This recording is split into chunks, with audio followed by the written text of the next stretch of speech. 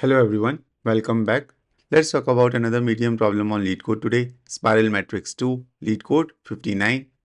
In this problem, we are given a positive integer n and we have to generate an n into n matrix filled with elements from 1 to n square in the spiral order. For example, here n is equal to 3. So we will generate the matrix of size 3 square, that is 9, and fill in the elements from 1 to 9, starting with element 1 at the top left corner. And then we go rightwards and fill in the elements 2 and 3. Then we go downwards and fill in the elements 4 and 5. And from here we will go leftwards, filling in the elements 6 and 7. And then we go upwards, filling in the element 8. But now we cannot go up because we have already visited or filled the element 1. So instead we will again go from left to right and fill in the element 9.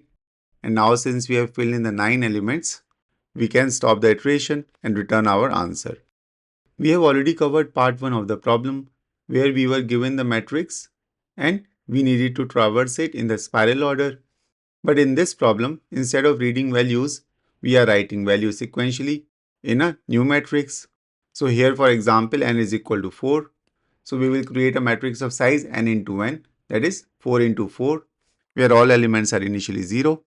Now we will use a similar technique as in problem 1, where we start with 4 boundaries or pointers to track current layer of the matrix or the rectangle. Let them be top, right, bottom and left. These boundaries define the rectangle which we want to process layer by layer. As one layer is filled, we move inward to process the next inner layer. Initially, top is set to 0 and bottom is set to the last row, that is n-1. Similarly, left is set to 0 and right is set to n-1, which is the rightmost unprocessed column. And we start filling in the elements from left column to right column along the top boundary row. So here we fill in the elements 1, 2, 3 and 4. And now since top row is processed, we will shrink the top boundary by incrementing top by 1. And now we will fill in the elements downwards, that is from top to bottom along the right boundary.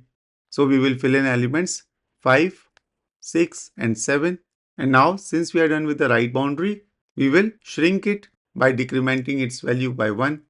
And now we will fill in the elements from right to left along the bottom boundary and fill in elements 8, 9 and 10.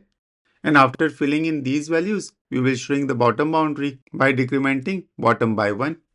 And now we will fill in the elements upwards, that is from bottom to top along the left boundary.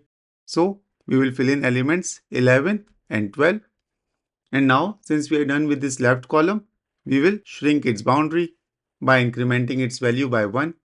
And now we have completed the outermost rectangle. And once the outer rectangle is done, we move inward to process the next inner rectangle, again following the same directions. So we will go from left to right along the top boundary and fill in elements 13 and 14 and shrink the top boundary. Now we go from top to bottom along the right boundary and fill in element 15 and shrink the right boundary. And then we go from right to left along the bottom boundary, filling in element 16 and shrink the bottom boundary. And at this point, all the values are filled into the matrix. So we will stop. But how do we determine this programmatically? Again, similar to the previous problem, we can figure this out in two ways. One way is checking the boundary condition. For example, here the traversal stops because now top is more than bottom. Another invalid boundary condition could have been when left becomes greater than right, although that's not the case here. If either of these conditions occur, it invalidates the rectangle, indicating that all layers have been processed. Alternatively, to stop this iteration, we can rely on number of elements that we have to fill in. We know that the matrix must contain n square elements.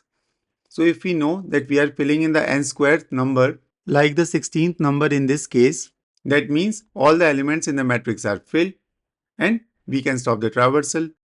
Now, the time complexity of this approach is O of n square, where n is number of rows or column. Since we are filling in n square elements and each element is processed once, and the space complexity will be O of n square as well, as we are returning this matrix of size n square, but additional space complexity will be O of 1, because we are using few variables here and there. Here is a quick code walkthrough of the algorithm we just talked about with Java code on left and Python on right. First, let's create an n into n matrix, initialize with default values as 0. Now, we will define 4 variables to manage the current boundaries of the submatrix, which are top, bottom, left and right, where top and left are initialized to 0 and bottom and right are initialized to n-1. Let's also initialize counter number to 1, as this will be the first number placed into the matrix. Now we will start filling in the elements into the matrix using the while loop, which continues as long as number is less than or equal to n square. This condition ensures all cells are filled. So first we will fill the top row from left to right by iterating from left boundary up to the right boundary and assign the current number to the cell of the top row and increment the number after each assignment. And once we have filled in the top row, we shrink the top boundary by incrementing it by 1. Now we will fill in the right column from top boundary up to bottom boundary and assign the current number to the cell and increment the number after each assignment. And after filling in the right column, we decrement right by 1 to move the right boundary inwards. Next, we will fill in bottom row by iterating from right boundary down to left boundary and assign the current number to the cell and increment that number. And once we have filled in the bottom row, we decrement bottom by 1 to move the bottom boundary inwards. And finally, we will fill in the left column by iterating from the bottom boundary to the top and assign the current number to the cell and increment it. And after filling in the left column, we increment left by 1 to shrink the left boundary.